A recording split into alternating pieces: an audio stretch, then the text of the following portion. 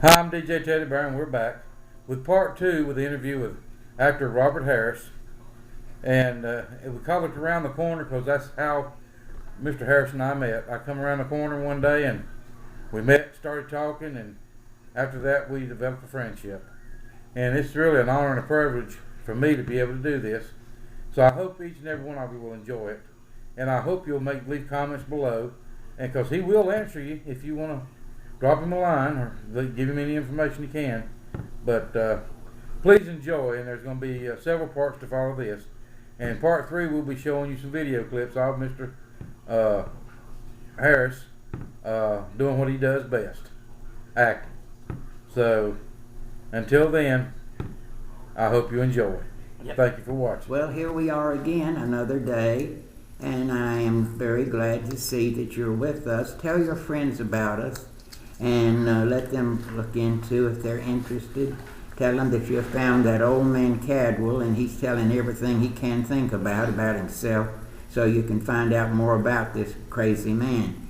But anyway, and like I said, I was always interested in the movies, and so I was an only child, like I told you in the last program we had, and I knew that I had to take care of my parents, and that was the main thing of my life, because I knew that I was the only child and I loved my parents. They were very good to me, and I wanted to be good to them. And did you know that I lived in the same house for 80 years? So it was really home sweet home.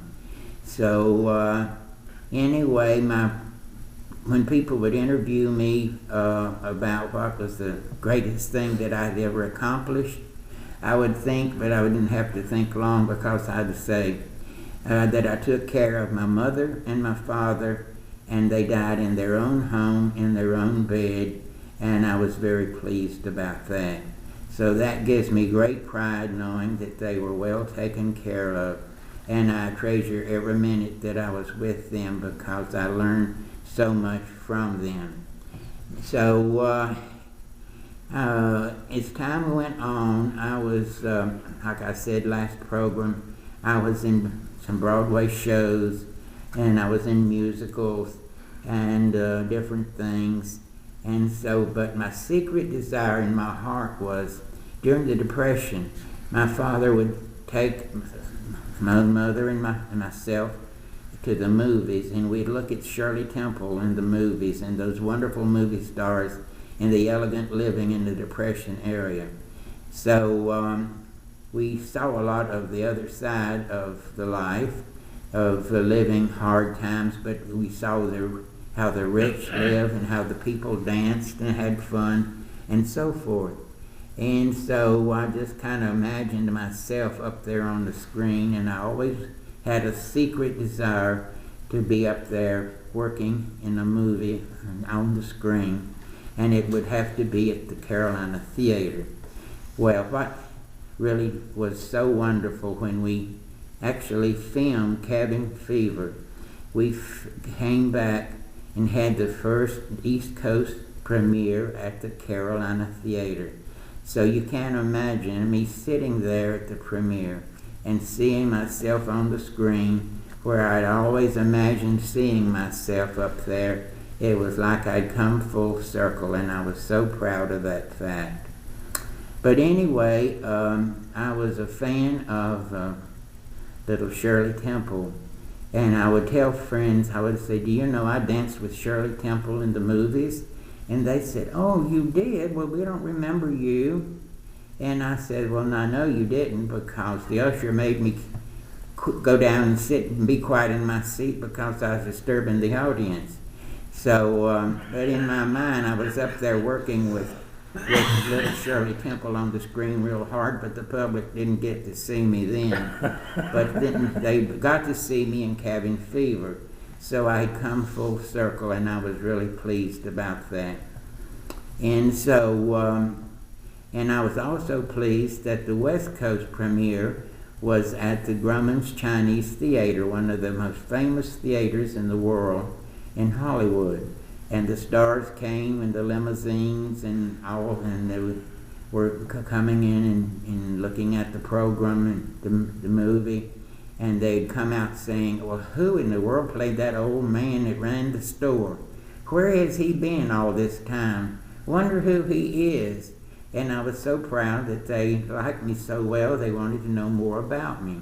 So now you're getting a chance to know more about me than most of anybody I know of, because I'm pretty well telling just about everything, but not everything, because then it wouldn't be private anymore, would it? So anyway, tell your friends if they want to check on me and see what makes me tick to tune in, and you'll get some good information. Well, cabin fever was such a wonderful chance for me, an old Southern man. Now I was old. I was in '69 before I ever started in the movies. I thought, well, if I make a flop, I don't have far to fall anyway, because I'm already old. It's not like starting out young and being knocked flat to begin with. So anyway, I thought, well, I'm going to get me an agent. So you get you an agent, and they keep a listing of the movies that are coming and so forth, and they should let you know when they're, to a part that you could play in. So I thought, well, I'm an old man. I don't know how many parts there are for old men in the movies, but we'll certainly find out. So I got this call one day. I taught art 30 years at the Greensboro Cultural Center, and you may know someone, or you yourself may have taken art from me. But anyway, I worked at the Cultural Center, and I had a desk there, and I was a receptionist, and after I taught there 30 years, I became receptionist for City Arts. And so I was there at my office one Friday, usually by Friday afternoon. By 5 o'clock, you're out of the office and down the road somewhere, not at where you work. So I got this call from a friend of mine that worked at Down Home Entertainment Studios, and she says, Robert, I have a script for you. I want you to read it. And I said, well, that's wonderful. What is the name of the movie? And she said, Cabin Fever. And I said, okay. I said, well, I'll tell you what, I'll wait here at the office, and can you come from High Point, and we'll meet down here, and we can go over the script. So I waited for her, and sure enough, she came, and she said, now, Robert, there's something about this script I want to tell you that you may not approve of. And I said, oh my gosh, what is it? They want me to take off all my clothes? I don't think I want to do that at this moment. I might later on. I might like to do that sort of thing, but who knows? And so, and it's a good way to catch pneumonia and not live long, I guess. But anyway, I just said, well, I'll be open to everything that comes along and be very grateful. And so she says, now the thing is, you have about 4 pages. You just read these lines through till you know them real well. You're going to do a screen test on Saturday afternoon at 3:30 in High Point. And I thought, oh my goodness.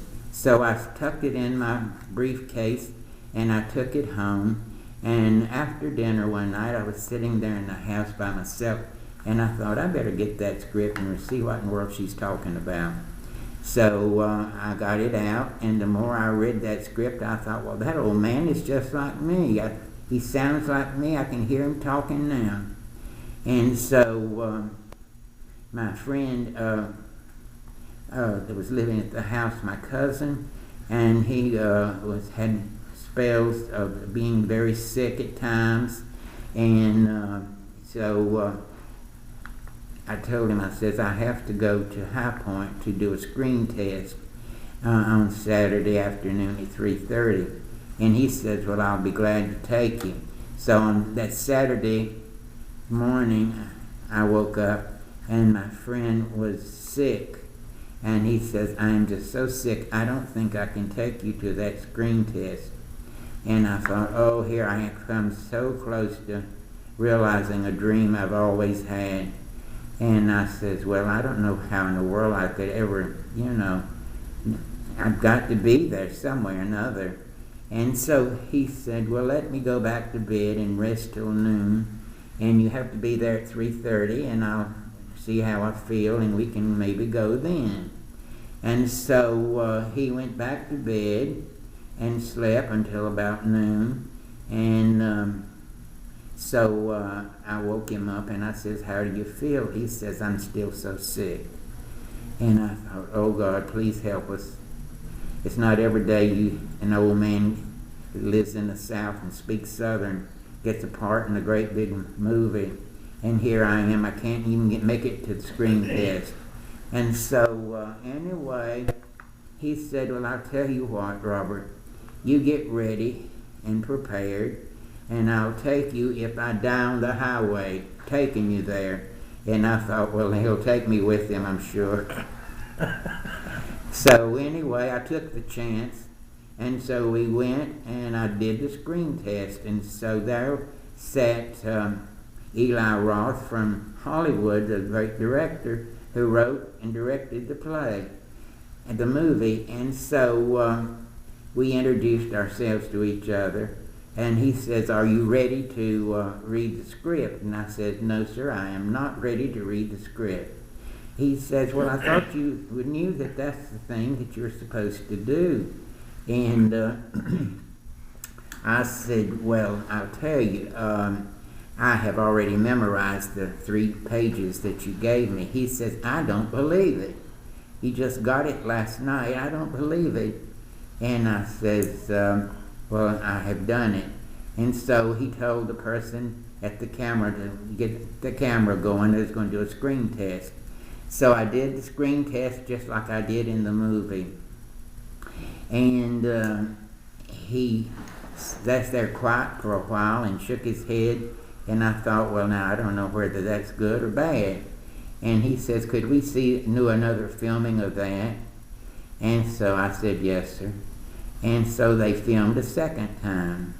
And when it was over, he said, this is the beatenest thing I've ever seen. He says, it's amazing. He said, you just look like that old man and sound like that old man that I had in mind. But he said, I'll tell you what, you'll have to wait 3 weeks before I can let you know if you've got the part. So the 3 weeks seemed like it would never come. So in 3 days they called me. The studio called me and says, you've got the part. So I was so tickled. My life blossomed again, and I thought, oh goody. And all kind of wonderful things are going to happen, and they did. So you tune in again, and I'll tell you all the wonderful things and the people I met and what happened next time. Okay? Bye-bye.